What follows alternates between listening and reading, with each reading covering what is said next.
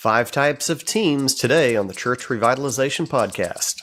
Hello, and welcome to the Church Revitalization Podcast, brought to you by the Malphurs Group team, where each week we tackle important, actionable topics to help churches thrive.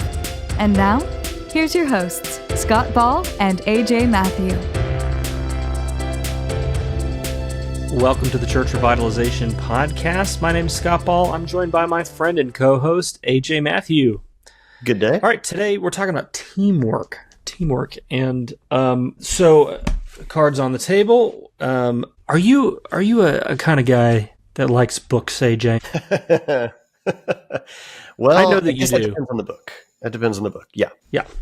I like this one. This one is called The Wisdom of Teams. I'm holding it up if you're watching the video version by Katzenbach and Smith. It is a business book. It is about creating a high-performance organization. This version that I have, it's like a third edition, I think, and it first came out in 93. The version I'm holding up here is from 2003, and as of 2003, AJ, it had sold 350,000 copies. So it's a good one. So if you're interested in team building books, might I commend you to read this one. And one of the things that they talk about in this book that I found really helpful, and in fact, when I do trainings with elder teams, I share a chart from the book that we'll try our best to include it in the article today as well, if we can. That there are these. You said 5 types of teams, and that's true. But if you want to think of it, it's almost like 5 levels of team. Like five levels. There are different kinds of teams. Levels. Yeah, exactly. And so, this is very helpful concepts. If you have a volunteer team that you're leading, if you have a board that you're leading, if you have a staff that you're leading, these concepts translate in all of those environments. And what I'd love for you to do as you listen to this episode is try to figure out which of these 5 types of team is your team right now. It doesn't have to stay that way. It's often not static. You can kind of move between these levels of effectiveness. But what are you right now? And what would it take for you to become, just to cheat and look ahead, to become a high performance team, which is sort of the pinnacle of excellence? What needs to change about your team in order to get to that 5th type that we'll talk about today? So that's the scope of today's episode. We're gonna run you through these 5 different types of teams. Be thinking about where is your team right now, and be thinking about various teams. Your staff team might be in one setting, your elder team might be somewhere else, the volunteer teams might be somewhere else entirely as well. So you can think about all of those contexts. Yeah. I think the real value here is the granularity of 5 types, because a lot of our default thought is like, okay, there's a group of people supposed to be working together to do something. Are they effective or not? It's kind of like we have 2 types of teams. So we've got those that end up producing what they need to, and those that don't. And so I like these 5, and I think our viewers, listeners will be able to dig in more to this, because they're going to be thinking then like, oh, and there's some unique elements happening between the perhaps not high performing team and those that are. So, this is going to be a great episode.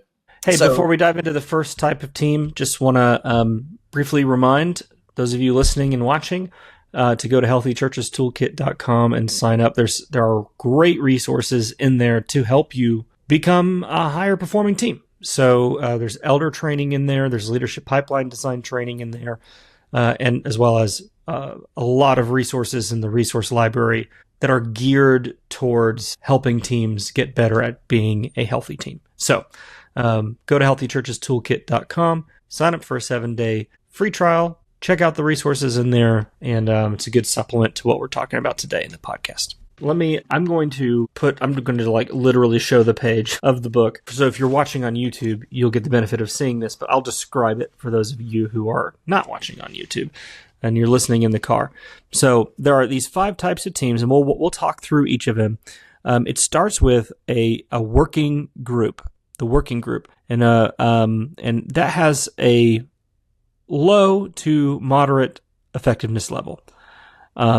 The second type of team actually goes down in effectiveness, and this is a pseudo team, which we'll talk about. What are the markers of that? The third type of team is a potential team, and it's rated as about the same level of effectiveness as a working group, as the kind of people who don't even call themselves a team. Then you have a real team, which is a relatively speaking, pretty high-performing group of folks, and then the high-performance team. And we'll talk about what differentiates the two. How do you go from being a real team to a high-performance team? And so it's this interesting sort of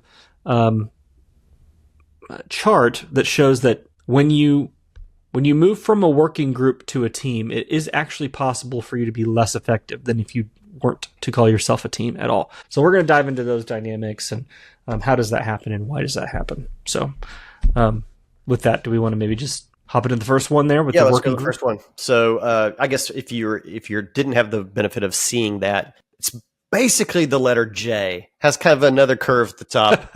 Yeah, I guess so we're starting on that, like the point of the J before it curves down, and that's a working group. So as Scott just pointed out, people, they're not even really described as a team, though. Using the word team has become much more popular in the last 20 years.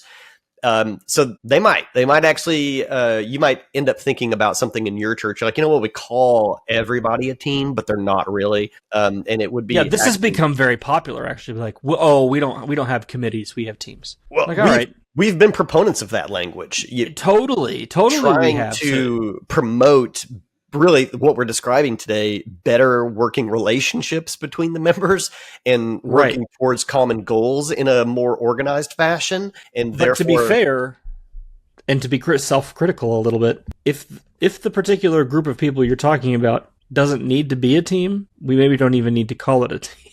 We don't need to call it a team. We're doing the term team a disservice. We're doing the term team a disservice. We're doing the group a disservice by calling them a team if that isn't even the expectation. So, a working group has a particular function. It's usually sort of an ad hoc group. We've got this event that we're running, and we need a group of people to come together to execute and plan this event. Well, I mean, they don't need to be a team. There's no reason for that. They can just be a working group. They're individual contributors. They coordinate around a common end point, but they're not a team. Like, there's no need for them to do life together, or there be mutual accountability, or any of these other things that make a team a team.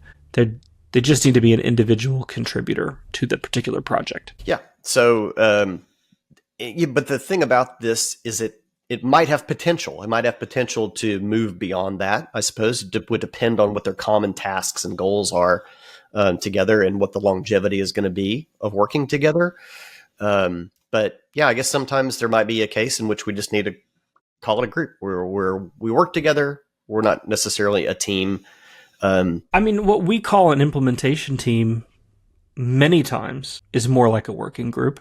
They get together once a month. Mm-hmm. They do their monthly implementation review. They're expected to bring their task, their deliverable, what they were supposed to work on, to that group, report on it, and kind of get their marching orders for the next month. But then at the end of that 12-month cycle, most of the time that group disbands, and the work of that group is reassigned to more permanent teams that own those areas and are iterating on those projects over a longer period of time. So, I mean, I think it's okay. It's just semantics. To call it an implementation team isn't the end of the world, but just recognizing that in function, it's more like a working group than it is an actual team. Yeah.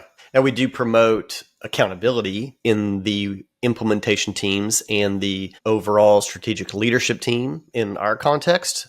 And so that's good. We also promote, of course, we're talking about church context. We promote prayer within the teams, and celebration of wins. So I think when you bring these concepts into the church, we add some elements, especially in the way we teach, we add some elements that perhaps could be more team promotion than working group. But I think the leader of these teams and the players can make the difference in how they relate to one another. But anyway, yeah. There we go. All right, let's move on to the next one, Scott, which is the low point on that J curve down at the bottom of the pseudo team. Um, Looks like a team, but isn't really one. I think this is an interesting thing and maybe a bit of a punch in the gut for some groups that might be working together, that it has the appearance of collaboration without real unity or clear direction. So this could have even been a working group was assembled maybe by a manager, a leader, but not really given good tools or direction. And, so perhaps that person that organized this for a function, they're like, all right, I've put together a working group maybe, or what they thought was going to be a working group or a team, but not given the tools or the instructions or the vision.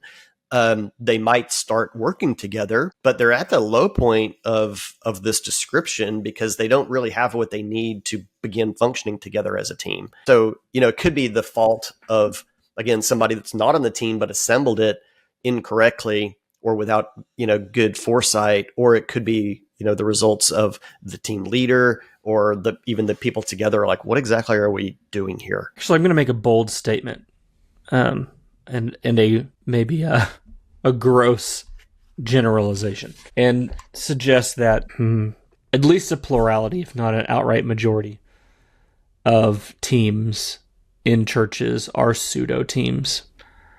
I would agree. I think there's a lot for the following reasons, and I'm talking about staff teams. I'm talking about elder teams. I'm talking about deacon boards. Volunteer teams. The things that it takes to make a real team, which we'll talk about, I guess, in a minute. But they don't have clear roles. What is my job? What is it that I do? The number of deacon boards that I encounter that go like, I don't know what that means. I don't know what it means to be a deacon here. I'm not sure what my job is. Elders too feel that way. Staff too. Staff going like, I got the job description for when they hired me, but I haven't had an updated job description in 10 years. I don't know what my job is. So how can you hold people accountable to a standard that you haven't defined? People do their individual work, but this is why you have silos in ministry, because people go, well, I'm just doing my thing. There's no real collaboration. There aren't clear common goals. They aren't setting plans together. They aren't holding one another accountable in a mutual accountability. It doesn't mean other people hold me individually accountable for my responsibility. Mutual accountability is when we all hold one another together accountable for the group's performance. There's a team element or a group component to it. When we rise together. When we fail together. That's what mutual accountability is, not just individual accountability. And I would contend that when you're talking about an elder team or a deacon team or a staff team, in most churches, you don't see any of that. And so you don't have collaboration. You don't have clearly defined roles. You don't have clear vision. You don't have mutual accountability. All of those things are recipes for what defines a pseudo team. And they are actually less effective than if you were to just say, we're not even a team. Everybody just show up,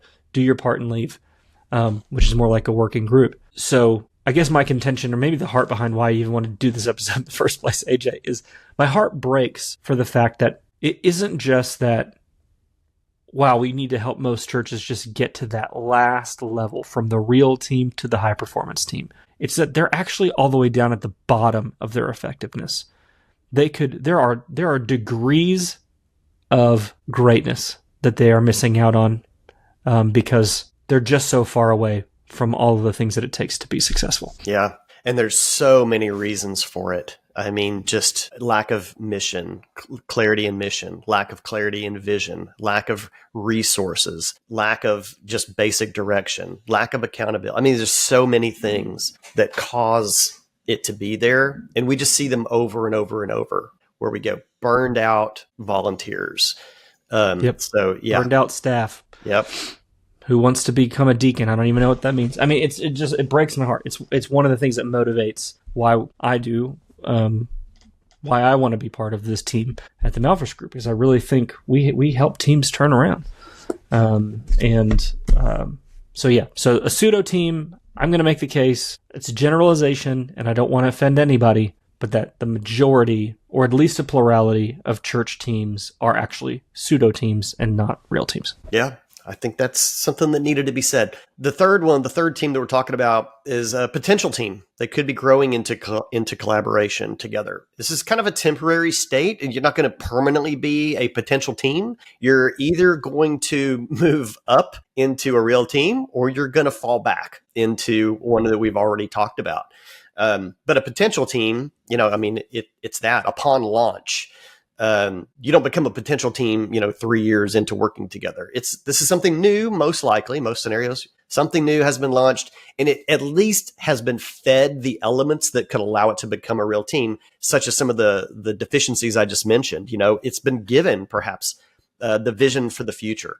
They do know what the overall mission is, and perhaps they've even been resourced with what they need. And then it gets kicked off, and where's it going to go? Well, it's going to go up if they really solidify in unity around what we're doing together, and maybe everybody finds their more niche-y piece in it, or it's going to fall back down into something else or lesser, because they never really come together and identify how they're going to work together. Yeah, that all of that is right. I think when you're starting something new, or when the team changes, you have 2 new elders joining your board. You may for a season kind of dip down to potential team because there's just not enough. We haven't had a chance to onboard people, and the dynamics change when you add new people. Same thing with the staff. If you increase the size of the staff or you add a new staff person, it does create an environment where the team maybe dips slightly in performance for a short period of time, but you can bounce back from that very quickly if you do all the things that you need to do. They have a clear job description. They know what their role is. Everyone's holding one another accountable. The team itself is being held accountable for results, etc. You can jump right back up into real team, or flounder down into that pseudo team very quickly. That being said, one of the things that is so important, especially if you want to make that ultimate jump to high performance team, is that when you're in that potential team phase, be sure that you spend unstructured time together. So you'll hear talk about team building exercises and this kind of thing, which for the most part, I think is bogus. Most people hate. Yeah, most people hate it.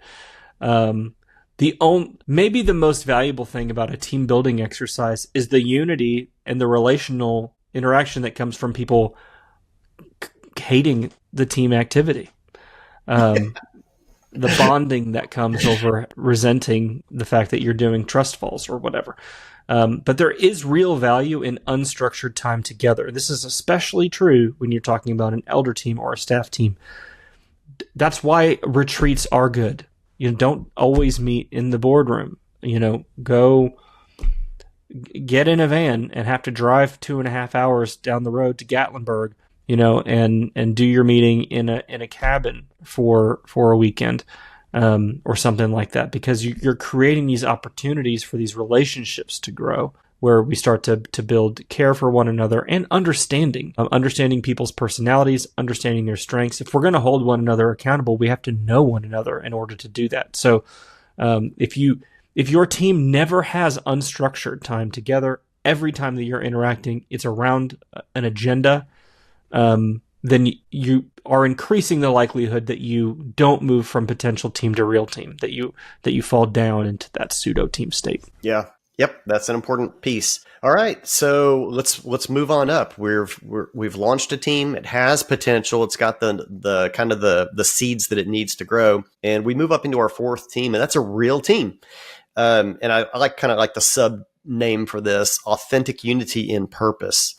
And so this potential team, with understanding of what their goals are going to be, have begun to develop a level of relationship and trust with each other, and have really solidified and unified around this common purpose and goal. Another characteristic of this, I think, is the understanding of each other's strengths. And I guess you have to say weaknesses is the other side of that coin. Not that anybody probably is severely deficient anywhere, but that we're finding complementary strength, weakness, synergy, sort of, where people can kind of fit into their role or their lane on the team, knowing this is an area I'm really good at and I'm allowed to operate in it. It's useful for the team. I enjoy that. And I know having that, maybe kind of that emotional intelligence of knowing this part that I'm playing also is helpful because somebody's not quite there. And that's okay because I recognize where their strength is. So these are some of the elements of getting into real team situation. Yeah, I mean, just think all the things that we've talked about so far that you would want in a team. Those key elements that you've got: clear responsibility, good communication, mutual accountability, unified purpose and goals. All of those kind of key elements that make a team are all present, and nobody's perfect. So you're going to have bad days and good days and whatnot, but everybody's there. Everybody's doing it. Everybody's has a good faith intention of fulfilling their role on the team. And that's what makes a real team is that genuine effort, that authentic unity and purpose, as the subtitle says, that the elements are there and everyone is participating is the difference. So that might make you think, well, then what? Is that not sounds like a high performance team? Like what? All of the elements for teamwork are there and everybody is, enthusiastically collaborating and there's unity. What then is the difference between a real team and a high performance team? So maybe let's explore that. Yeah. And maybe, Scott, you and I kind of had an example before we hit record, and maybe a real team in the church. You might consider your worship band, your team. A lot of times you find that coming together, a real team coming together. And I think music is just a really good analogy for a team anyway. I mean, the different players, the different parts to come up and produce this common thing, this piece of music. And that it can't be done by one person. I guess it can by a guy on a synth. Yeah, someone sitting at a computer desk, I guess. Yeah. The old school guy with the harmonica and the bass drum on his back and he's playing a guitar. So yeah, I guess you could be a solo team. But I mean, seriously, a band is a great example of teamwork together, achieving a common goal together. And then this nuanced piece that elevates up to this high performance team. I think the key element here begins to be real relationship. And in the church context, spiritual maturity with one another, and across the team, most likely. In the example of a band, we see this a lot in churches that, the worship team really ends up kind of becoming, if the church has like life groups, home groups, that kind of thing, small group ministry, the worship team kind of ends up forming into their own life group together. And they're spending time, outside of rehearsals and worship services. They're spending time together. They're caring about one another, praying for one another, knowing each other's struggles in quote unquote real life. And so this is kind of the differentiator. Then when you reach a high performance team level, you are focused on goals together. You understand each other well, and you care about each other enough to want each other to succeed in your place on the team. So I don't know if that's have we given yet, Scott, you can jump in here and probably add greater detail, the differentiation up to high performance team from real team. Yeah. I think it almost sounds like it's fake. Like, oh, it's cute. Oh, the real difference is if you like each other, just love one another. But it's borne out in research. I have multiple books on a shelf that say this same thing. That the biggest difference between an effective team and a high-performance team is the degree to which the people on that team like each other and are willing to sacrifice for one another. I mean, you can have a perfectly effective team where everybody is coming in and doing their job, doing it effectively, collaborating, communicating well, but there isn't a brotherly affection, for one another where you would step outside and go above and beyond whatever your responsibility is to the team in order to save someone else's bacon, and that is the difference. And I can't tell you the number of of elder teams I've worked with, staff teams I've worked with, and you walk in the room and you can just feel it. That even though there's results, the church is growing, we've got nickels and noses, those stats are all good. More participation in volunteers, more participation at the life group level, all of that. But you walk into the room and you can feel it. This is a competent team, but this is not a group that loves each other. And that's the difference. And it's not rocket science. I mean, on the one hand, it does feel a little bit like it's sort of Pollyanna and like, oh, if you just loved each other, it would be better. But think this one through. If I only care about, or if the limits of my participation in the team are my responsibility, that has a cap on it, versus if I go, well, no, I also have a duty and an obligation to AJ when he's struggling. I need to take care of my own things, but also how can I help AJ? How can I go beyond my own responsibility to help him when he's in a crunch, or for us to spend extra time together? Time's up, but we're in a crisis. There's a crisis, and the degree to which the team is willing to sacrifice for one another is that extra increase in performance and truly high performance. So every study that's ever been done on this topic consistently shows that when you find a high performance team, you find a team that is doing far beyond what would be expected of them to do for one another, because they love one another, because they trust. It's a high trust environment.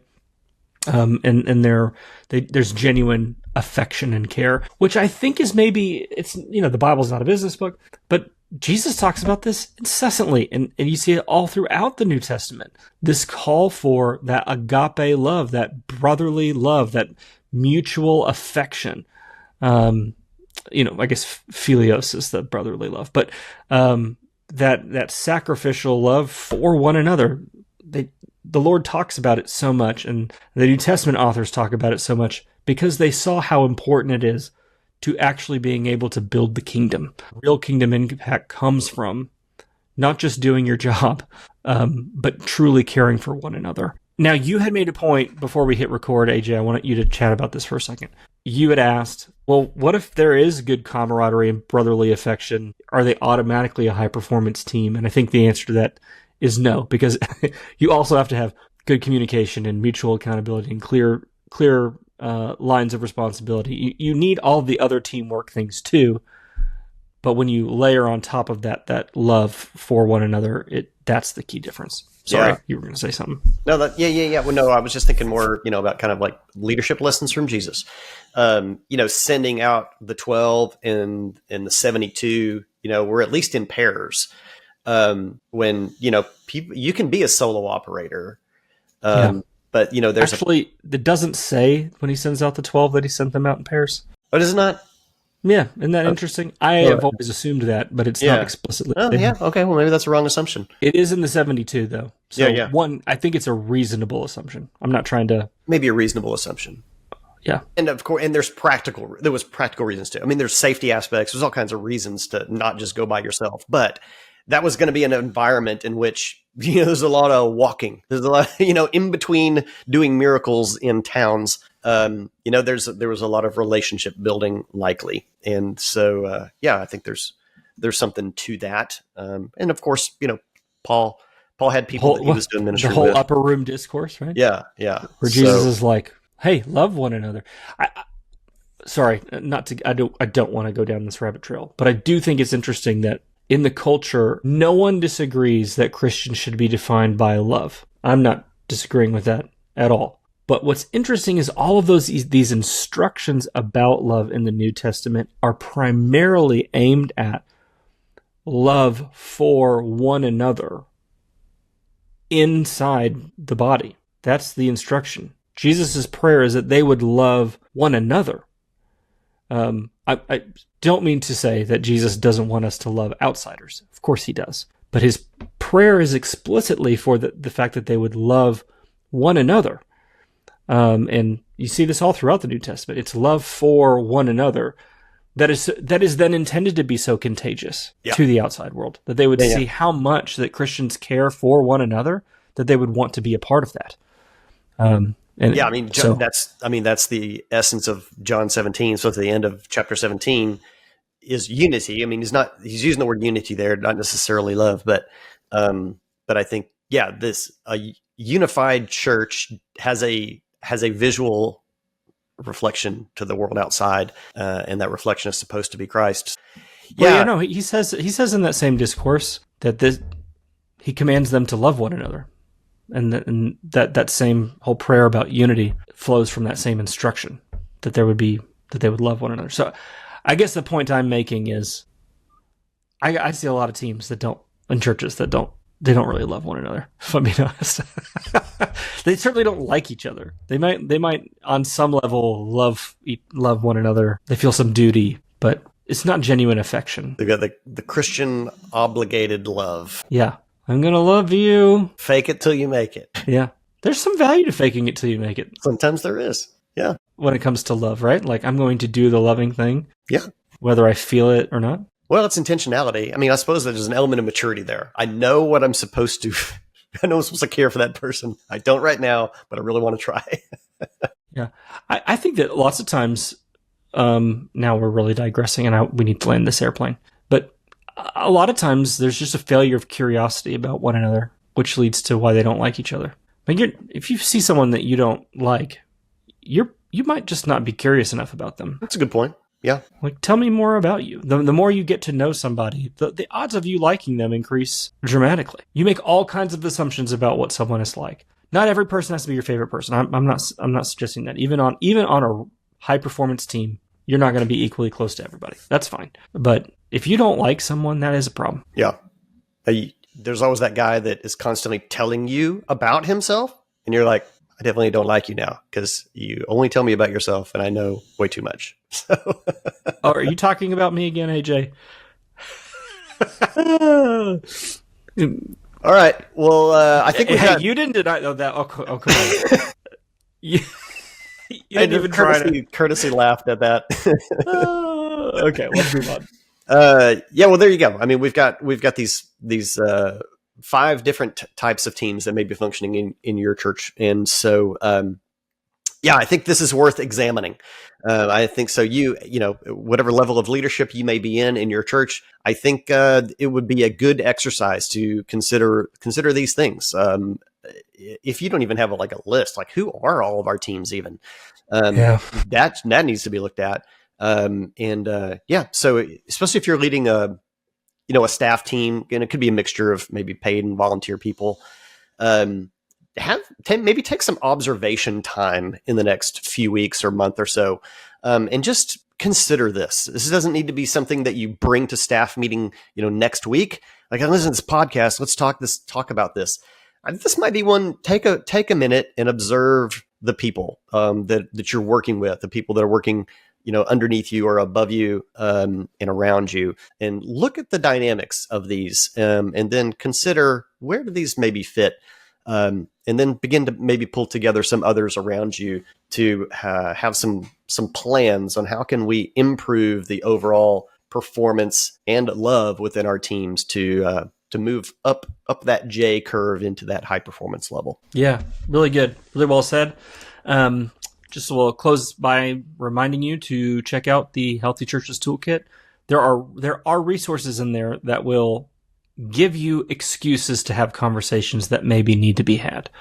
That is a real benefit. Go through a training, and we have discussion questions in those workshop videos, and etc. So take advantage of that. So go to healthychurchestoolkit.com, sign up for free for 7 days, and see all the good stuff that's in there. Also want to remind you that today's article is in the description below. So whether you are watching on YouTube or listening on your favorite podcast platform, that link is down there. So please be sure you click that link and check out that article. Yeah. If you're on YouTube, there's an 84% chance you have not subscribed to this channel. So do that. Go click subscribe. Yeah, and the bell, because we love having you. Love to bring you into the team, Scott. Yeah, we may mention this a few times. I hate it when people say on YouTube videos, "Hey, subscribe and hit that notification bell. It helps us." In what way? And because people don't ever really explain that, so I'm not going to take 10 minutes and do that. But I just want to briefly say, it really does make a difference, and YouTube kind of makes a big deal about it. So we're new to this. We've hit new levels. We're hardly like blowing up on YouTube, but the more success you have, they start telling you more things like, hey, you might want to consider this. And one of the things that YouTube has prompted us has said, hey, only a certain percentage of your subscribers have hit that notification bell. Yeah. And only a certain number of your viewers are subscribers. And so they reward that when people take those actions. So that's why we're asking you to do it, because YouTube is telling us to ask you to do it. Yeah, and by so reward, we mean they actually will show our content. They'll show it to more pastors. Yeah. So if you like what you're seeing, help us out. All right. Thank you. There we go. Well, hey, thanks for joining us this week on the Church Revitalization Podcast. If you're subscribed, you'll know we'll be back again next week. See you then.